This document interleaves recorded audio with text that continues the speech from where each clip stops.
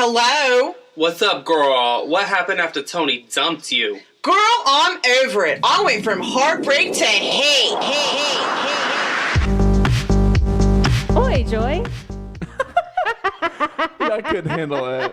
I knew you weren't ready. I wasn't ready. See? So today on the podcast. But you're not going to say hi to me? Oh, sorry. Hello, Bob.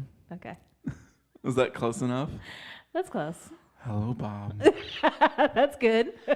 So we're Freaky Fridaying This episode of From Heartbreak to Hate, where if you're not familiar with the Freaky Friday, let me give a list of other things you might be familiar with. You might be familiar with Freaky Friday, the remake.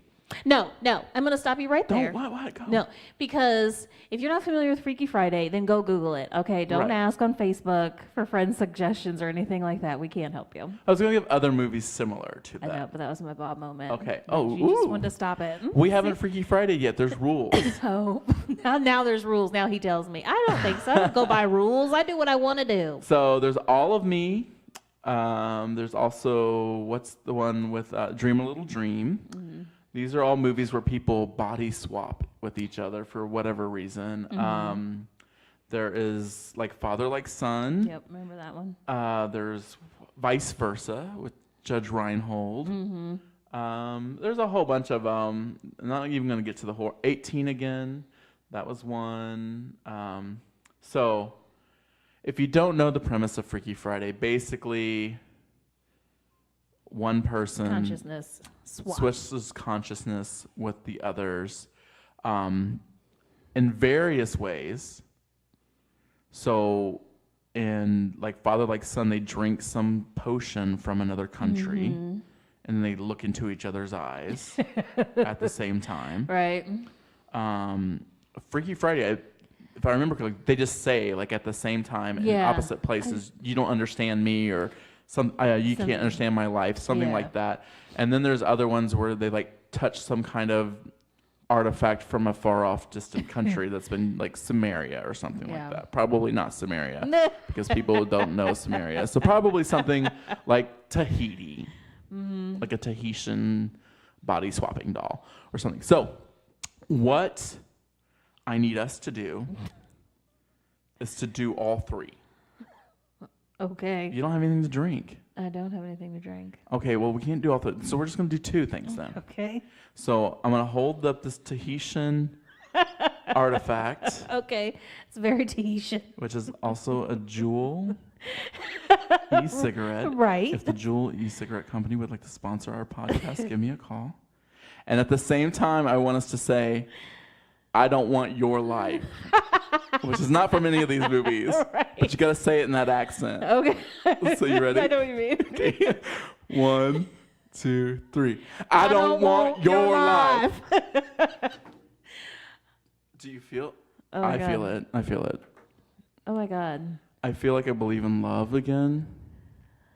I feel like I'm even more in love with myself because now I can see myself and just how good I look and the youthful eternal skin that I have. Just seeing it from a distance is See so what I have beautiful. to put up with everybody. Like hold on, this is about me, so it's not time for you to talk. Okay, I'm talking about me and my youthfulness. Mm-hmm. All right, talking about my great skin.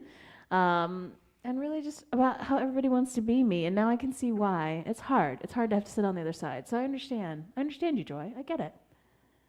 Oh, okay. Well, everyone at home, see what I have to deal with. This is the... What you have to deal with. This is pleasurable, okay? You're lucky, all right? Okay. I feel that I'm going to be overshadowed in this podcast, and rightfully so.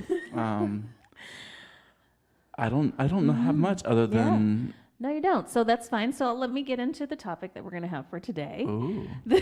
We're going to talk about our favorite 80s movies from when we were a kid. Great. So would you like to go first, Joy? Yeah. Okay. I think one of my favorite movies... This is really hard. just as a side note, make sure you give dramatic pauses when you're speaking. So, the first movie, kids, I want to talk about is Xanadu. Are you sure that's a movie that you would talk about there, Joy? I mean, am I supposed to be talking about from your perspective or from my perspective? That would make it much harder, wouldn't it? It would be much harder because I know some of your favorite movies from when you were young, but not as much as you know them. That's true. So I guess it's only fair. It's only fair that our movie knowledge still exists in our bodies currently. Okay. So that we're fucking up on Freaky Friday right now. We didn't practice or anything, so that's part of that. This is fun. Okay, so Xanadu. Mm-hmm. I know you don't like Xanadu. But it is one of my favorite childhood movies, kids, because it's about love and finding love when you least expect it. Uh-huh. And it's got music. Mm-hmm. It's got roller skates. Yeah. It's got muses. It's got painting. It's got a horrible 40s dance routine section that I hate and sleep through.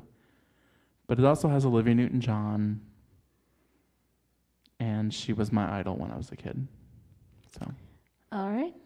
do you have anything to say about Xanadu? Xana don't have anything to say at this time. I feel that if that's your choice, then I respect your choices.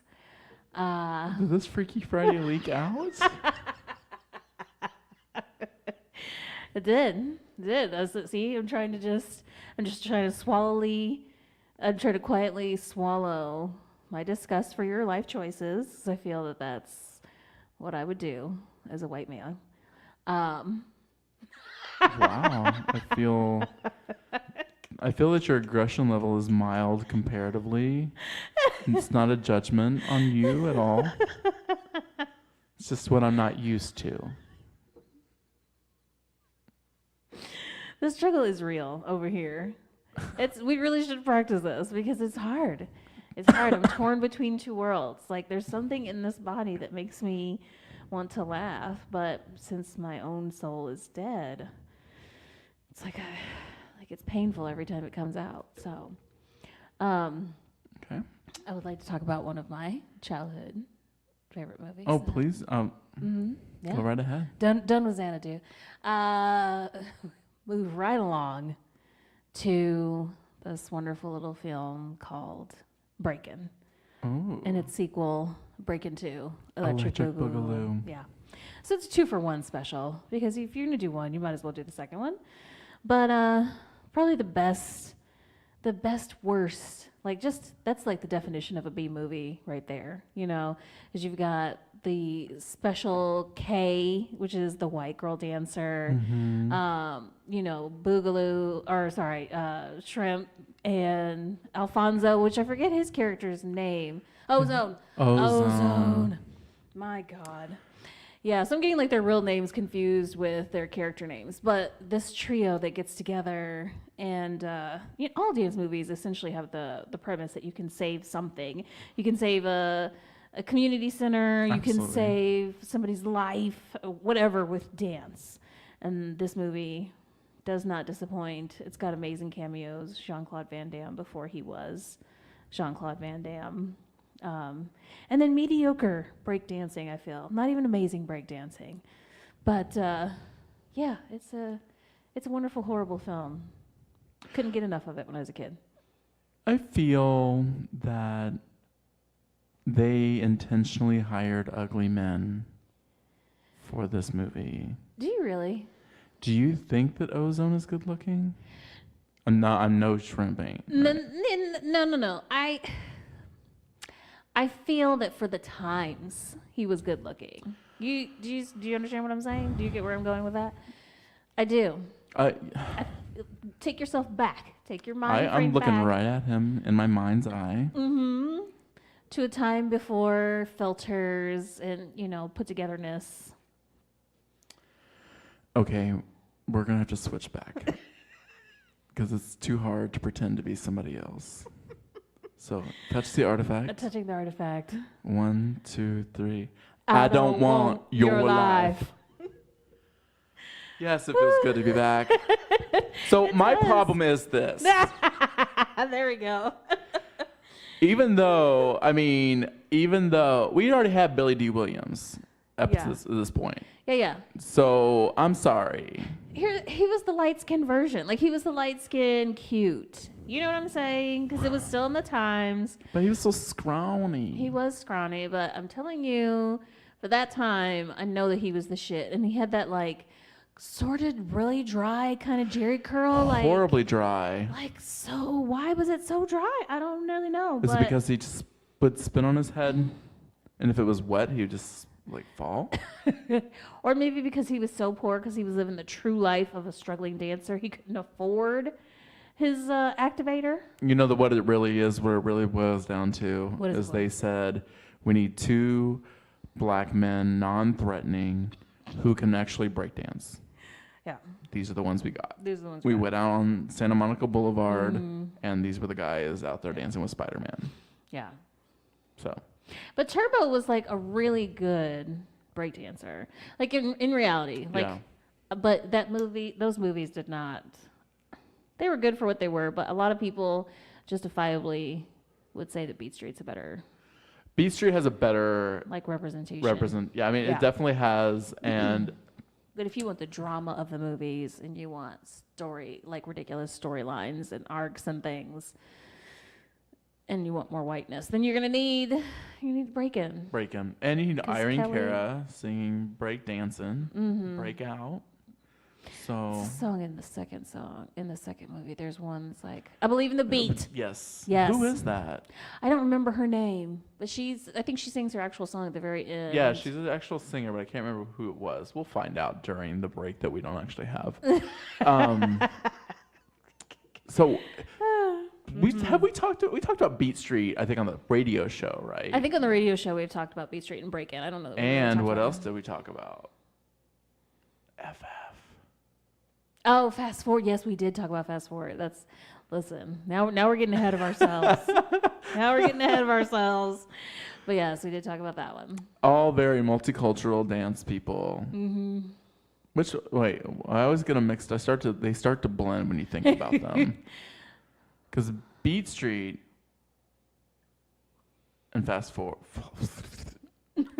Beat Street and Breakin'? No. Okay. I need more to go on. I was saying it right. Beat Street and FF. Mm-hmm. They have the dance competitions with like gangs, right? Both of them, don't they? Yeah, that's true, because Fast Forward, it's in a club. It's in a club. And it's a dance gang. A dance gang. A multicultural Imagine dance this, gang. children. A dance gang that just hangs out in a club waiting for people to show up that look like they should challenge them. They waited for all these ballet, modern dance trained motherfuckers to show up with their ballet flats on. Like, why are you wearing that to the club, dude? Really though. But that dude was good looking.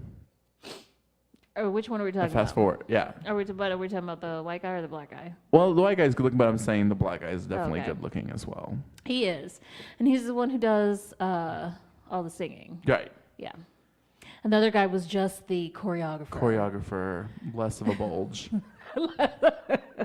The bulge of it all. Horrifying. Listen. It was, when you're a kid, you don't understand what's really going on in there. You don't. You're like, why? What? No, false. Well, I had that one dude. Who was the bad guy in that movie? That was the bad gang leader. He was the dude who was on, what was that show? He's been on so many things. He was in Michael Jackson videos. I don't remember his name. Yeah, he was in Michael Jackson videos. He also had music of his own. Did he have music? He was on a TV show with Malik Yoba. Remember, like New York Undercover? Yeah. That's what it was called. What is his name? If you look at New York Undercover, he should pop right on up. I know. Michael De Lorenzo. Yeah. So yeah, he had some music. I actually have an album, 12-inch of him singing with a girl group called Teen Dream. wasn't he good?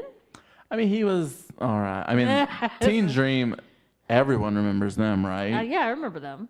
You do? No. Okay. Exactly. I was Didn't like, think yeah, so. no. No one remembers them. They were a Sounds like very something that was watered in, down like, trio of black girls, very safe looking. Yeah. They wanted to change it up a little bit It was and like not. something that would have been featured in Teen Beat. Yeah, I think they had videos. They have some videos, and he's in the video. But anyway. He doesn't look like he sings, I gotta be honest. I know that's stereotypical, but some people just look like they were made to sing and some don't. Right. Michael De Lorenzo, no. False. Well, he was in something else that was big in the 80s too, right? Sure. Oh, yeah, he was on Fame. He was on the television show Fame. Okay. Yeah, okay.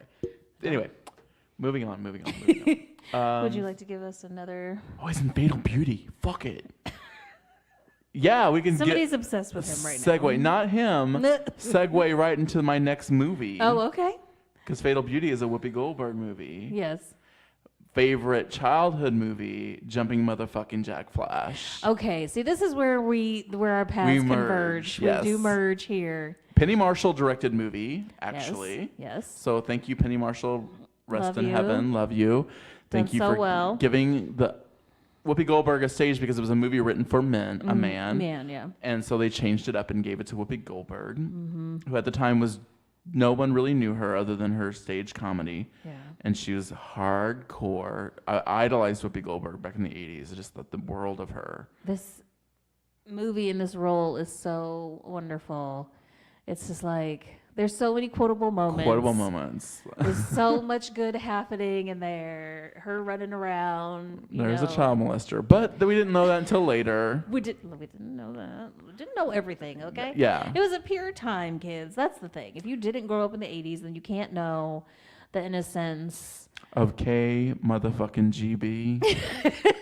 That's right. Can I write KGB on the cake? Oh, Lord. Oh, do you think I'm down there giving blowjobs to goldfish? Yeah. Oh, that movie. Yes. Mick, Yeah. fucking duck. Whoopi Goldberg has made some good movies. She's made a lot of bad ones, but She Jumping Jack has. Flash. But yeah, I mean, is- there's the trifecta for me: Jumping Jack Flash, Burglar, and Fatal Beauty. Mm-hmm. Like, those three movies are epitome Whoopi Goldberg movies because Jumping Jack Flash, Burglar, both funny movies. Fatal Beauty a little bit more serious, but still has funny moments because Whoopi Goldberg does things like Whoopi Goldberg where she dresses up in costumes. 'Cause that's what she did. That's what she did. Yeah. And Burglar. she Always in did- a crazy wig that doesn't Jumping match. Jack Flash, the whole she wore thing. like Yeah. the Diana Ross thing. So yeah, there was a costume involved in those movies, but and she always Yeah. had some kind of comedy sidekick. But Jumping Jack Flash, I could easily watch that movie every single day and never get. That's so good. Carol I want Kane's me in my it. Jack. Bum, Bum, bum, bum, bum, bum. bum. I want him come back. Bum, bum, bum, bum. All right. Anyways, we love it, kids, in case you don't get it. Dogs Barking. can't fly without umbrella. And then she puts it. Anyways. And we're not going to act out the whole movie. We don't have time for that. we could just do it. Like, we should just, instead of the Freaky Friday bullshit we tried to do at the beginning of the show, we just do a act out Jumping the Jack Flash movie. We wake up freezing cold in the apartment. Yes. And the heat on. In the world's best silk pajamas. Absolutely. The biggest slippers possible. Have that gigantic toothbrush in our apartment. Wear those Reeboks that are all solid one color, either yellow or red or black. Oh my God. Let's not get dressed in our black and white coat and our yellow scarf. Like, I don't have time for that. I don't have time. We have to move on. Okay. So what you got another movie? I do have another movie. This is another one. This is a family favorite. Ooh. If you're ready for it. Is this a family, like all your family, or just you and your brother? No, all my family, like Okay. my cousins and everything. Trading Places. It's another movie that's not appropriate for children. Not at all. Doesn't matter. We grew up a little different. But I'm going to go ahead and cheat because Trading Places is one of the favorites. I had so many. We're both like real big movie buffs. So, Right. But I'm going to go ahead and also sneak into the mix Beverly Hills Cop because they kind of go together. You get one fix at Eddie Murphy, then you want more. And then you end up having And which Trading Places, not Trading Spaces, which is a TLC television show about redecorating your neighbor's house. Not that one. It's similar to Freaky Friday. Those are the lessons you learn. It is. That you don't never know until you live somebody else's life. That's true. But also, in Beverly Hills Cop has the same similar type thing because he's cop from Detroit. Mm-hmm. He comes to Beverly Hills. People don't necessarily know that he's a cop. Yeah. His tactics and ways to do things are completely different because in Beverly Hills it's fancy silk suits. We do everything by the book. Porsches by the book. Detroit, there's jeans, tennis shoes, T-shirts, which I feel was not correct. I feel it's a little looser than what real reality was. Right, true. But I guess he was a detective, right? So he was a detective. Wearing so whatever he was. He was busy being undercover all the time. Yes, absolutely. Making himself undercover. His captain was not approving all that. But anyways, both really great movies. Trading Places, especially because, you've got Dan Aykroyd, you've got Jamie Lee Curtis. You've just got all these greats in it. Because the two old guys, it's Don Amici, and I never remember the other guy's name. Jason Robards. Thank you. Probably. I think it's Jason Robards. I remember the credits. Yeah. It's like, yes. So all these greats in it, truly funny film, amazing moments where it's like, you can't go around shooting people in the kneecaps with a double barrel shotgun because you pissed at them. Yeah. Why not? Why not? And it definitely is like a movie that if you watched it today, I think with today's society, still in the same way, you definitely would see parallels to absolutely. America the way it is now, has been forever, but still, I think it would be even more shocking of a reality because it's so much in our faces now. And I'm going to say that it's one of the few films that I can think of off the top of my head that still stands the test of time. That we've talked about a lot of movies where we're like, if you didn't see it in the 80s, then don't even try because you ain't going to get it. Right. But I think you could watch Trading Places now and still be like, this is a funny movie. Like, this is before Eddie Murphy had kids and it all went to hell. Eddie Murphy in the 80s, amazing. So good. So good. Before Eddie Murphy was Disney-fied, I'm on board for it. I'm with him up until Harlem Nights. I think that's where I evacuated bus. I think he felt that maybe he went overboard with Harlem Nights. And then he may have. And he was like, I got to pull it back. Because that movie, Harlem Nights is one of my favorite movies from, not a kid, but like early teens. Okay. Like that movie, like, I don't know. I am super glad that white people didn't ruin that movie for me. Okay. Because I think they were like, oh, there's like one white person in this cast, so let's not watch this movie. I got you. Yeah. Like the entire cast is black. Yes, and true. it's all the great black comedians from the 60s, yeah. 70s, and 80s. Amazing, except for Arsenio Hall. But everybody else. That was his friend. Be nice. I know, they were friends. But, and they just come off of Coming to America together. Yeah. But. Go ahead. I'm going to throw an Eddie Murphy at you. Okay, throw it. That I feel maybe even stronger of a favorite childhood movie. Okay. The Golden Child. Oh, I love me some Golden. Why did you do that? That is okay. Yes. So we could have kind of done this Freaky Friday thing. Could. It would have worked out. Listen, we merge again. We're back together again. Yeah. The Golden Child is one of those great underrated movies that few people, like a lot of people, are Golden what? Who? I don't know what you're talking about. They think it's a sex act that you shouldn't be into. And it's not that at all. It's not that. It's this Tibetan kid who's going to save the world. Is he actually Tibetan? That's a good question. I believe he is. Because Empire of the Sun, that's not. He is. He's not Tibetan. Hold on, let me think about it. Well, because they had taken him somewhere else, so it's like I don't know if look it up. I'm going to. He's doing the Googling. But at one point they have to go to Kathmandu. I don't remember who the wonderful, horrible actor was that played Sara Numsi. Charles Dance. Okay. So they have an encounter with the devil. And the devil, and then, let's see, the Golden Child, let's see. Well, it doesn't say anything about his background other than he was born in California. Oh. So he could have been Tibetan. Because it's like, And I guess maybe part of why I think that is because of the way they did the robes and everything in the temple. Right. You know what I mean? Right. But Eddie Murphy's also wearing geese. Yeah. So. Golden Child, the main thing I remember, obviously, the dancing can the kid turns into a little tap dance dude, but also the bloody oatmeal. Mm-hmm. Yeah, there's a lot of like dark stuff in dark magic and like mystical shit going on in that movie. Another movie that when you think about it, when you're a grown up, not appropriate for children to watch. Oh no. But but I was, I didn't watch appropriate movies for children. I know you didn't, but it's like, it's kind of when I think about it, like, I'm surprised by some of the things my mom let us get away with, thinking back on it, because my mom really wanted to be stricter than she was. But at the same time, she was like so many women, single mom, working, fucking tired. Are you going to be in the room and shut the hell up? Then please, this by all movie has means. a kid in it, Golden Child. It's for children. Done and done. It has something to do with some kind of martial arts. Your dad will like it. Like, that's... You've already been exposed to the martial arts, so go forth and prosper. Right yeah, she's into it. So, but yeah, that is. So there's so much good in that movie.